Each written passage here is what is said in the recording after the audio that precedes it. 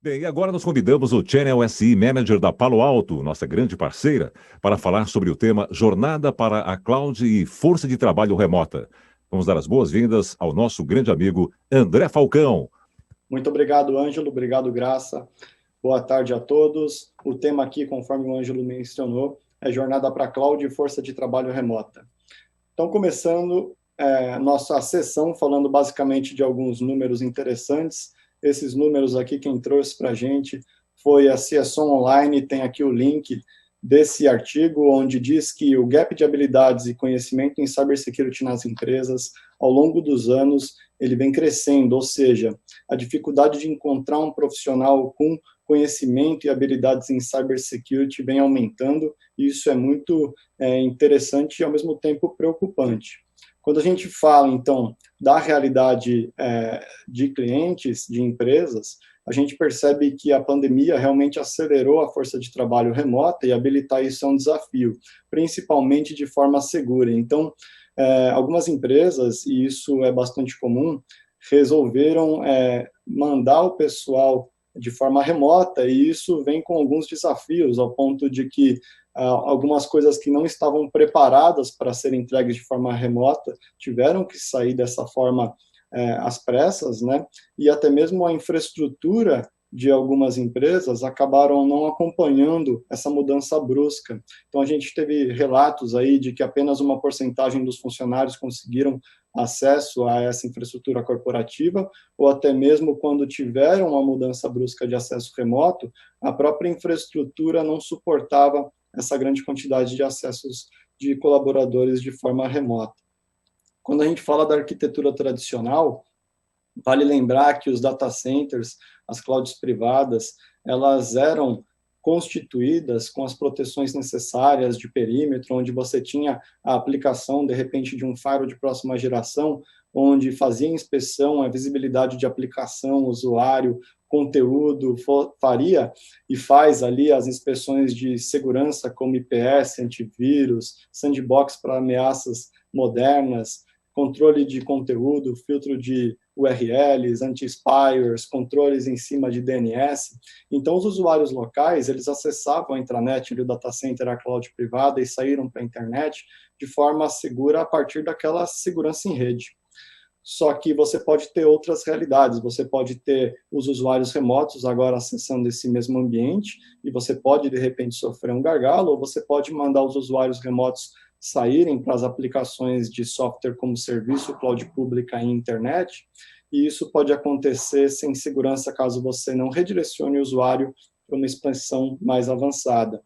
Então, quando a gente fala da arquitetura tradicional, existe de fato uma escalabilidade limitada, onde a única opção para você conseguir inspecionar mais coisas é você adicionando mais capacidade, e na maioria das vezes isso envolve hardware. E quando a gente fala de hardware, a gente fala de uma implementação um pouco mais complexa, porque existe uma importação, um prazo, uma implementação desse hardware, a distribuição desse hardware em algumas localidades e a manutenção desse hardware para que ele esteja ali com as melhores práticas, correto?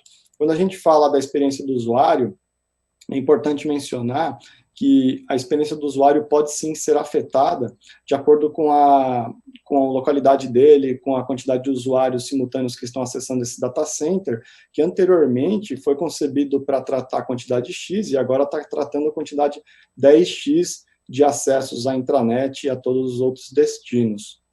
Então, existe essa realidade que é a arquitetura tradicional e existe uma alternativa temporária que a gente falou de redirecionamento desses usuários para esse data center para a gente poder aplicar a segurança de rede. Existe sim algumas vantagens, nem tudo é desvantagem. Existe, por exemplo, a possibilidade do usuário ou usar um agente ou usar o formato de clientless VPN, onde ele acessa a infraestrutura corporativa de forma segura através de um navegador, através de um browser. Existe a possibilidade de verificar através de mecanismos a postura desse usuário, então saber se ele está com a versão correta do sistema operacional, se ele está com as melhores práticas para ele acessar um ambiente sensível dentro da empresa, e a partir daí a gente poder aplicar os controles de acessos necessários. Então, todas as vantagens que a gente acabou de mencionar lá atrás, de aplicação, usuário, conteúdo e proteção contra ameaças aplicadas nesse tráfego desses usuários remotos. A outra possibilidade, então a gente falou data center local, falamos de usuários remotos, falamos então agora de NGFW em nuvem, que é uma tendência, né, o acesso remoto de forma escalável e flexível tanto para localidades remotas quanto para o usuário já é realidade. Qual que é a vantagem disso? A implementação é muito mais rápida, porque o serviço ele é baseado em nuvem, a presença pode ser global, então o usuário pode se conectar de qualquer local, e é elástico. Quanto mais o cliente precisa, mais ele pode contratar esse serviço elástico. Então, isso se torna bastante interessante. E esse serviço, ele entra numa categoria bem interessante do Gartner, uma categoria nova, chamada de SASE. O que é o acrônimo SASE? O acrônimo SASE, ele significa Secure Access Service Edge, onde, basicamente, aqui é a definição original do Gartner, onde diz que combina capacidades de rede, de WAN, com funções de segurança de rede, como, por exemplo, Secure Web Gateway, CASB, Decryption, entre outras, para suportar as demandas das empresas enterprise. Então, essas empresas, elas começaram a mudar de forma brusca, e essas demandas digitais, como, por exemplo, a adoção de cloud e serviços baseados em edge computing, essas capacidades agora elas podem ser entregues através de serviço, como serviço, baseado, inclusive, em arquiteturas de identidades como pessoas, dispositivos, IoT ou até mesmo as localidades remotas. Então, esse serviço, SaaS, essa categoria, um exemplo disso é o Prisma Access, onde você pode ter ali embaixo os usuários remotos, as suas filiais, e elas podem se conectar numa rede como serviço, aplicando todas as funcionalidades de rede necessárias e também as funcionalidades de segurança como serviço. E, a partir dali, sair para os destinos, para os mais diversos destinos, como, por exemplo, o software como serviço, seja eles um Office 365, um Dropbox, um Google e etc., como também cloud pública, AWS, Azure, Google, etc., ou até mesmo a internet e headquarter da empresa. Quando a gente expande essas camadas, a gente percebe que lá dentro existem várias camadas, subcamadas que existem ali. Então, a gente pode aplicar Decryption, Sandbox, o CASB, DLP, o conceito de Zero Trust Network, onde a gente tem a segmentação da rede baseada no contexto, a visibilidade de aplicação, usuário, conteúdo, a proteção contra ameaças, IPS, antivírus, anti-spyware, DNS Security, filtro de conteúdo e também as camadas de rede tradicionais, como, por exemplo, VPN, site-to-site, client-to-site, QoS, redirecionamento baseado em contexto, SD-WAN e muito mais. Então, percebam aqui, pessoal, que as ofertas como serviço, elas escalam as conectividades e proporcionam flexibilidade. Mas qual que é o ideal desse tipo de oferta? O ideal é você ter um ambiente dedicado. Então, é fundamental ter um ambiente dedicado para que cada cliente tenha o seu tenant dedicado. Assim, se você tiver um problema em um dos clientes de algum tipo de sobrecarga, você não tem o seu ambiente afetado. Ao mesmo tempo que os ambientes eles são dedicados, eles podem ser escaláveis. Se um dos clientes precisar de mais processamento, de mais recursos, isso é escalável de forma automática, evitando assim problemas de performance e segurança, e todos os tenants podem estar embaixo de uma manutenção, uma orquestração e uma atualização mais inteligente, ou seja, a empresa que provê esse serviço, ela mantém, ela orquestra, ela atualiza esse ambiente de forma transparente ao usuário, e o usuário, ou administrador de segurança, ele fica com o foco apenas no que interessa, que é realmente a política e processo daquele ambiente. Qual que é o caso de uso, então? Um exemplo de caso de uso é quando a gente tem acesso à aplicação crítica de qualquer lugar. Você tem os usuários distribuídos e eles podem ter opção de conectividade nesse serviço de nuvem, no SaaS, e ele pode tanto ir para a internet, para os mais diversos destinos, com as inspeções necessárias, como também o data center local, o headquarter da empresa. Outro caso de uso é quando você tem os usuários remotos usando dispositivos pessoais. A gente sabe que é bastante difícil instalar algum tipo de agente em dispositivo pessoal. Então, você pode proporcionar um portal de conectividade para esses usuários remotos, e esses usuários vão conectar nesse portal para, assim, poder acessar qualquer tipo de infraestrutura, seja ela em nuvem ou corporativa no data center da empresa. Então, o usuário vai acessar um portal, a partir daquele modelo que a gente comentou de clientless VPN, e ter as possibilidades de acesso a partir desse portal, de um próprio browser. Além disso, esses usuários eles vão utilizar aplicações de SaaS, correto? E aqui entram em 3 categorias de aplicações de SaaS. A primeira delas é a categoria sancionada, onde você tem, por exemplo, vamos dizer que o Office 365 é uma aplicação corporativa, então ela é sancionada. O segundo exemplo é o Facebook, onde é uma aplicação que não é corporativa, mas a empresa tolera no ambiente dela. E o terceiro é, de fato, aquela aplicação que não é sancionada, ou seja, não é corporativa, e não temos um interesse, no exemplo aqui, de que aquela aplicação seja utilizada na empresa. Então, você pode aplicar os controles de acordo com o contexto, de acordo com a categoria.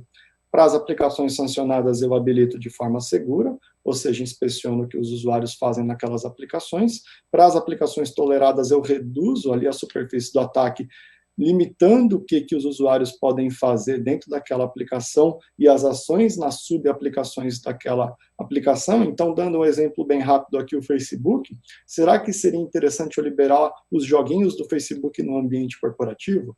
Será que eu vou liberar partes do Facebook para esse usuário utilizar? Será que eu vou liberar que ele faça download de qualquer tipo de arquivo?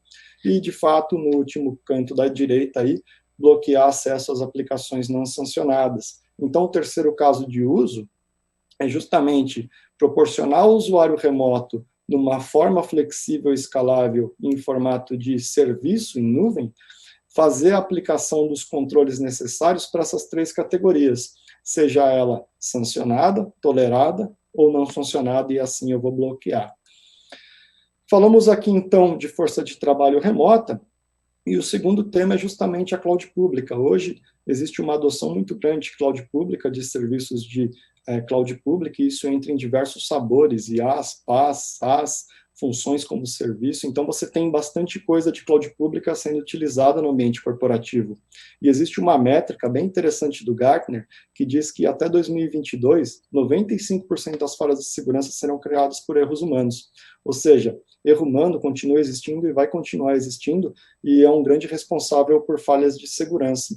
A Palo Alto fez um estudo, e nesse estudo, com os assessments que a gente rodou em clientes, isso em ambientes reais, a gente tirou alguns dados bem interessantes, que é 27% das empresas do estudo já tiveram conta comprometida em cloud pública, 25%, em torno de um quarto aí, tiveram atividade de mineração de criptomoedas, ou seja, o cryptojacking, em cloud pública, e a gente sabe que em cloud pública o recurso ele é valioso, ou seja, quanto mais você tem recursos ali, você paga mais por aquilo, então ele é um recurso valioso.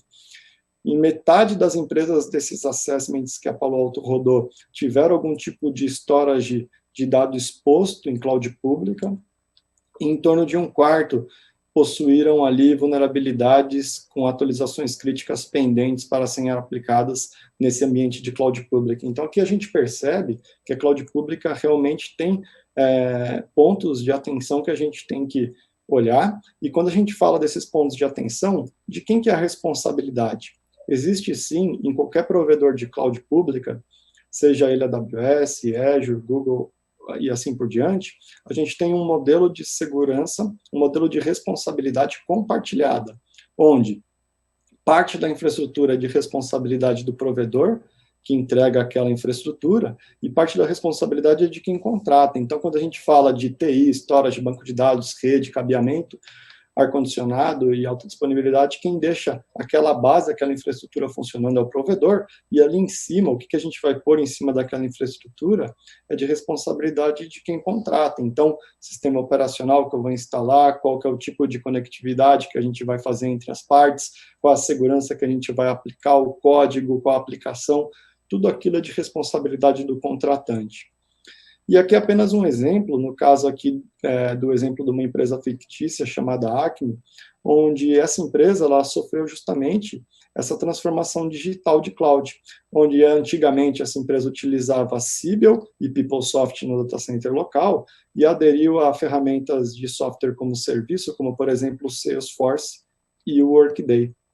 Além disso, essa empresa utilizava SAP e utilizava isso também no data center local, e ela percebeu que no ambiente de cloud pública, aqui é apenas um exemplo, ela viu que ela poderia pagar mais quando ela precisasse efetivamente do recurso, em vez de manter uma série de servidores e recursos locais praticamente o ano inteiro sem o uso em sua integridade, e aqui ela poderia escalar no ambiente de infraestrutura como serviço, por exemplo, na Azure, pagando só quando necessário.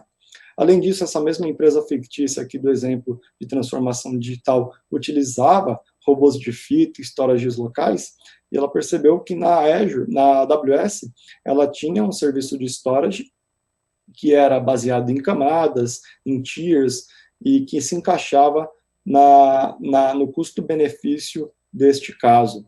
Aqui não é via de regra, são apenas exemplos, mas a gente percebe que muitas empresas ainda continuam com data center físico e realmente não vão levar todas as coisas que essas empresas possuem para a nuvem pública.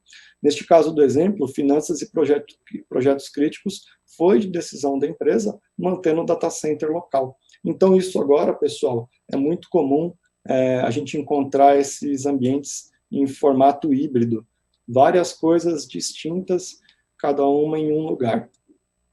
E quando a gente fala de nuvem pública, trazendo um exemplo aqui, a gente começa, para quem ainda não começou em cloud pública, existem as empresas que já nascem em cloud pública e tem as empresas que estão fazendo transformação digital para cloud pública, e em qualquer uma desses inícios, aí a gente percebe que o administrador de cloud, ele começa pequeno, ele começa a crescer dentro da cloud pública, isso começa a tomar corpo, começa a crescer cada vez mais, e às vezes até em mais de uma cloud. Então você vai ter um ambiente multi-cloud aumentando, diminuindo e elástico, e começa a ter um grande desafio de você ter visibilidade e inventário do que está funcionando ali dentro. O que eu estou pagando de fato? O que eu estou fazendo dentro da cloud pública e em mais de uma cloud? Como que eu vou olhar isso? Então é fundamental a gente saber ao longo do tempo, então aqui é apenas um exemplo da oferta de Prisma que a Palo Alto possui, onde ela pode ver ao longo do tempo os recursos que estão sendo utilizados, inclusive em multi-cloud, mas mais interessante do que isso, saber cada recurso e o que está bem configurado e mal configurado de acordo com a melhor prática de segurança. Então aqui a gente tem as quantidades, quanto passou nas melhores práticas, quantos recursos falharam, quantos recursos realmente são críticos para estarem de acordo com as melhores práticas, e as mais diversas clouds aqui, quantidade de recursos e quantos recursos passaram e falharam. Outra dificuldade, outro desafio em cloud pública é auditar quem fez o quê, auditoria de alteração, porque seria o mundo perfeito se cada um mexesse só na sua área. A verdade é que existe uma colaboração muito alta e integração em cloud pública, onde você tem vários desenvolvedores, várias áreas diferentes atuando naquele ambiente. Um exemplo, então, que poderia facilitar o dia a dia desse time de DevOps, de DevSecOps, poderia ser você ter a visibilidade de uma linha de tempo, onde você pudesse ver qual recurso foi editado, como estava antes, como está agora, e em que parte o recurso se tornou um possível problema de segurança para essa empresa. Então, poder acompanhar isso ao longo do tempo, quem fez o quê e quando ficou realmente vulnerável é fundamental, e acompanhar a regulamentação e compliance em cloud também é um desafio. Então, se a empresa tem que estar em compliance e cumprindo uma determinada regulamentação no data center local, em cloud pública também tem que estar. Então, a gente poderia trazer de forma executiva um relatório semanal, diário, mensal, de como está a cloud pública, qual a descrição dos problemas que a gente encontra em cloud pública, qual recurso está sendo afetado, qual a recomendação de melhoria, qual é o compliance que eu estou olhando, qual o intervalo de tempo, mas não apenas olhar um compliance. Existem empresas que precisam estar em vários compliances diferentes simultaneamente. Então, a gente poderia ver ao longo do tempo a adoção de recurso e aplicabilidade de compliance de vários tipos diferentes ao mesmo tempo, inclusive quantos falharam e quantos passaram naquele determinado compliance, e evitando assim erros humanos. A partir do momento que a gente tem um erro humano em nuvem, em cloud pública, isso proporciona um acesso a um atacante ou um acesso indevido. Então é fundamental olhar, a partir do momento que esse recurso se tornou vulnerável. Então aqui no exemplo, a gente tem, por exemplo, o usuário inativo por mais de 30 dias. Por que esse usuário ainda existe no ambiente? Será que ele deveria existir? Quando que ele foi criado? Qual o recurso? Qual que é o alerta? Quando ele foi gerado? Qual é a configuração do recurso de nuvem de cloud pública? Então, quando a gente fala de erros de configuração, isso pode proporcionar um acesso indevido, por exemplo, a um recurso com IP público. Então, aqui a gente poderia monitorar quais tipos de tráfego estão chegando na minha cloud pública ou nas minhas clouds públicas, que não estão passando por load balancer ou por net gateway. Então, a gente percebe aqui que RDP foi o tráfego que mais teve acessos, e quando a gente clica nesse RDP, quais são os servidores que estão recebendo esse tipo de tráfego? Então, olhar esses acessos suspeitos é fundamental para a gente poder ter visibilidade de quem está fazendo o quê e como está sendo consumida a nossa nuvem. Quando a gente fala de consumo de cloud, é interessante olhar também localidades de forma geolocalizada, onde que está sendo o consumo indevido de cloud pública.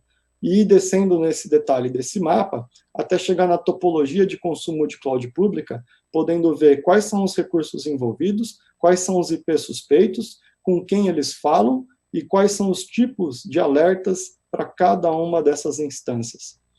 Além disso, para finalizar, monitorar a mudança de comportamento em cloud pública é fundamental. É muito difícil acompanhar essa evolução, e aqui a gente pode ter um exemplo de que o James, ele conectava de Washington, de São José, o ambiente de EC2, de IAM, e de repente ele começou a conectar de Paris, do S3.